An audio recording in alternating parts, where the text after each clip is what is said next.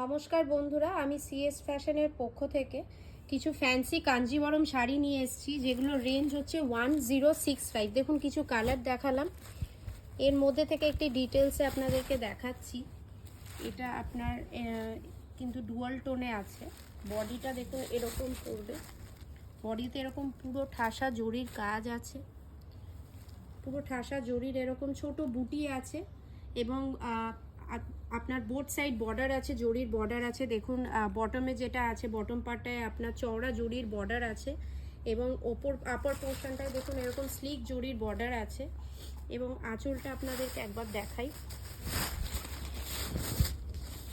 শাড়ির আঁচলটা কিন্তু এরকম হবে এবং বিপি পোর্শনটা কিন্তু পুরো জরির কাজ আছে।